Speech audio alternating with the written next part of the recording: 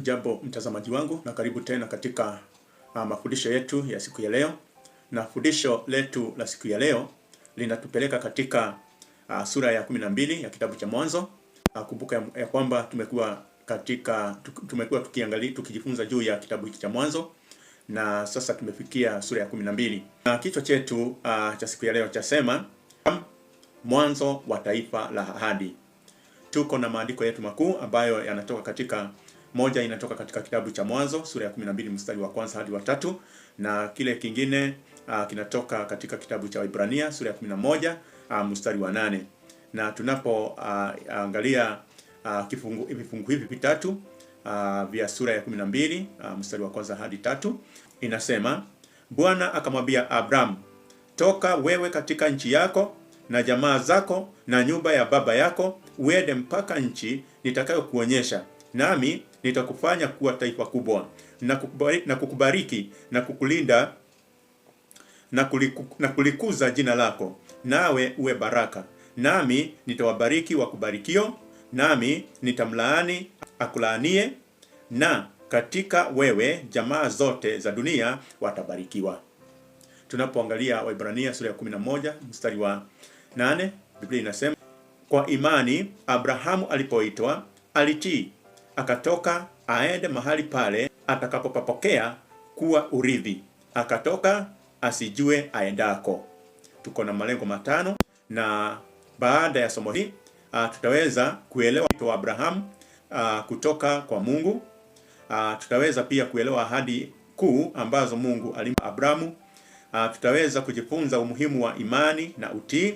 Tutaweza kuelewa jinsi Abrahamu alivyokuwa mwanzo wa taifa la Israeli, na tutaweza kumuona Yesu Kristo katika ahadi alizopewa Abrahamu.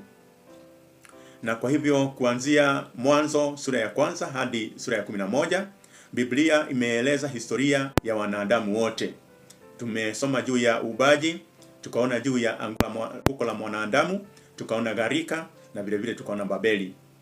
Kuanzia sura ya 12, Biblia inaanza kuzingatia mtu mmoja ambaye ni Abrahamu. Na kupitia mtu huyu mmoja, Mungu angeanzisha mpango wake wa kuleta wokovu wa ulimwengu. Tunapoangalia kifungu cha kwanza ambacho kinasema, toka wewe katika nchi yako na jamaa zako na nyumba yako na nyumba ya baba yako. Na kwa hivyo tujiulize, Mungu alimtaka afanye nini?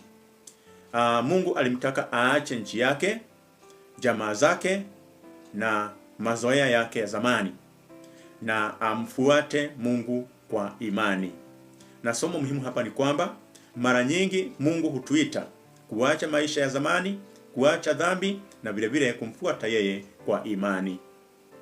Katika waraka wa pili wa Wakorintho sura ya 5 mstari wa 7, Biblia inasema, maana twaenenda kwa imani wala si kwa kuona. Na katika kifungu cha pili tunaona ahadi ya kwanza, yaani taifa kubwa. Biblia inasema, nitakufanya kuwa taifa kubwa.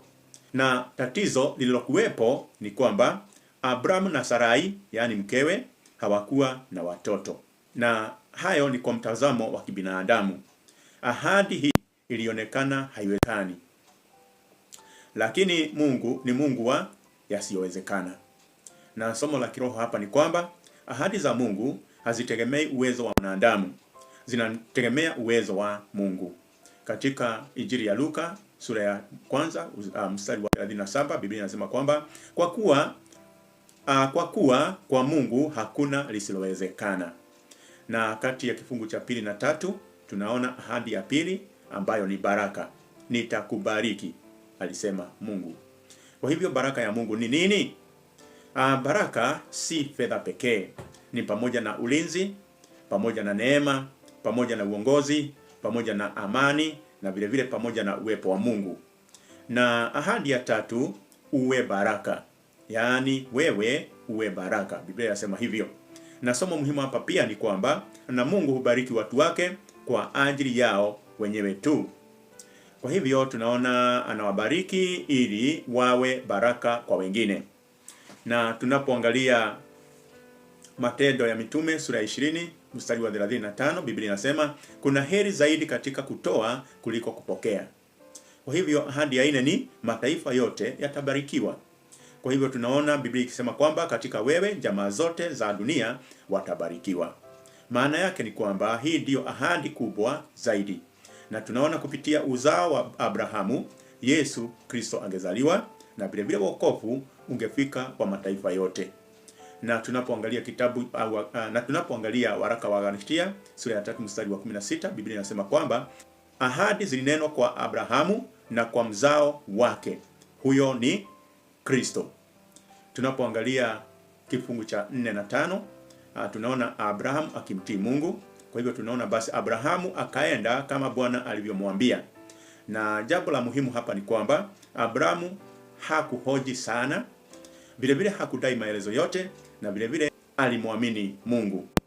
Na somo la kiroho hapa ni kwamba imani ya kweli huonekana katika utii. Tunapoangalia waraka wa Yakobo sura ya 2 mstari wa 17, Biblia inasema kwamba imani isipokuwa na matendo imekufa. Na kati ya sura ya 6 na 9 tunaona Abrahamu akifika Kanani.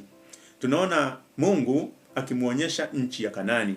Katika kitabu cha Mwanzo sura ya 12 mstari wa 7, Biblia inasema nitaupa uzao wako nchi hii. Na madhabahu ya kwanza tunaona Abraham akamjengea Mungu madhabahu. Na mafundisho muhimu hapa ni kwamba kila alikokwenda alimwabudu Mungu na vile vile akamtegemea Mungu. Tunapoona kati ya kifungu cha 10 na 13 tunaona njaa katika nchi.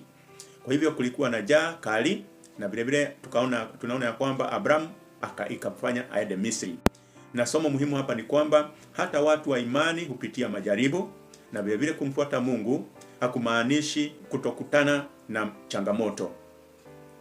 Tunaona katika Injili ya Yohana sura ya 13 mstari wa 32, Biblia inasema duniani mnayo dhiki. Na tunapoangalia kati ya kifungu cha 11 na 20 tunaona Abraham anafanya makosa. Abraham aliogopa, akamwambia Sarai, sema wewe ni dada yangu. Na tatizo lilikuwa nini? Badala ya kumwamini Mungu kikamilifu, aliogopa na akategemea ujanja wake mwenyewe. Yaani alipofika pale Misri, yule ambaye ni mke wake, kuna yule kiongozi wa nchi hiyo ambaye alimtamani na akamchukua. Na kwa sababu ya kuhofia kuuawa, Abraham akamwambia yule kiongozi kwamba yeye ni dada yake badala ya kusema yeye ni mke wake. Kwa hivyo akaogopa, akababaika, na kwa hivyo akafanya ujanja. Na somo la kiroho hapa ni kwamba hata watu wa imani wanaweza kukosea, lakini Mungu ni mwaminifu. Alafu sasa tunaona Mungu akimlinda Sarai. So tunaona ya kwamba ingawa Abrahamu alikosea, Mungu alimlinda Sarai, na pia Mungu alilinda mpango wake wa wokovu. Na tunapoangalia Kristo katika Mwanzo wa 12 tunaona ahadi. Biblia inasema kwamba katika wewe mataifa yote yatabarikiwa, na ilitimizwa katika Yesu Kristo. Kupitia Yesu Kristo tunaona mataifa yote yanaweza kuokolewa. Vile vile tunaona watu wa kila lugha na kabila wanaweza kuwa watoto wa Mungu. Katika kitabu cha Injili sura ya 3 mstari wa 16, Biblia inasema kwa maana jinsi hii Mungu aliupenda ulimwengu hata akamtoa mwanao wa pekee, ili kila mtu amwaminie asipotee bali awe na uzima wa milele. Na mafundisho makuu ya kiroho hapa ni kwamba Mungu huwaita watu kwa kusudi, yaani kama alivyomuita Abrahamu. Na vile vile imani inahitaji utii. Yaani Abraham aliondoka bila kujua kila kitu mbele yake. Na vile vile tunaona ya kwamba ahadi za Mungu ni za hakika. Maana yake ni kwamba hata kama zinaonekana zisizowezekana, vile vile tunaona Mungu hutubariki ili tuwe baraka. Na kwa hivyo baraka zetu zinapaswa kuwafikia wengine. Na vile vile tunaona kwamba Mungu hubaki mwaminifu hata tunapokosea. Kwa hivyo hii inamaanisha kwamba yaani Mungu alimlinda Abrahamu na Sarai licha ya udhaifu wao. Na kuna maswali hapa ya kuyajibu katika wakati wetu wa ziada. Na swali la kwanza linasema, kwa nini mwito wa Abrahamu ulikuwa wa kipekee? Kwa nini mwito wa Abrahamu ulikuwa wa kipekee? Swali la pili, ahadi zipi kuu Mungu alimpa Abrahamu?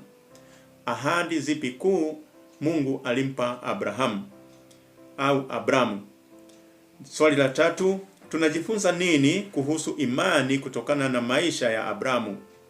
Tunajifunza nini kuhusu imani kutokana na maisha ya Abrahamu? Na swali la 4 linauliza, kwa namna gani tunaweza kuwa baraka kwa wengine? Kwa namna gani tunaweza kuwa baraka kwa wengine? Na aya ya kukariri inatoka katika kitabu cha Mwanzo sura ya 12 mstari wa 2, ambao inasema, nitakubariki nawe uwe baraka. Na tunapoelekea kumaliza ni kwamba Mwanzo wa sura ya 12 ni mojawapo ya sura muhimu zaidi katika Biblia. Yaani hapa ndipo Mungu alianza kumwita Abrahamu na kuanzisha mpango wa kubariki ulimwengu kupitia kwa uzao wake. Na vile vile tunajifunza kwamba Mungu hutaka watu wa imani, watu wanaoweza kumtii hata wasipoona mwisho wa safari.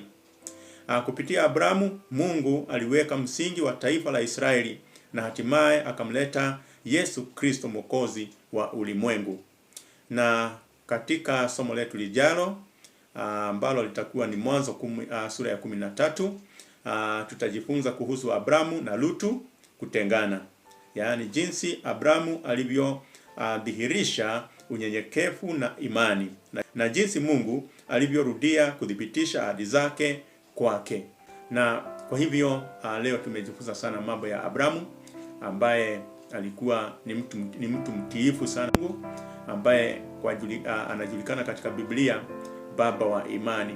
Aliitwa na akaondoka pamoja na familia yake, pamoja na mali yake, pamoja na watu wake wa kazi, na wakaenda mahali pasipojulikana, mahali ambapo wangepokea baraka kutoka kwa Mungu. Kwa hivyo ni vizuri tunapoitwa na Mungu tuwe watu ambao tunatii sauti yake.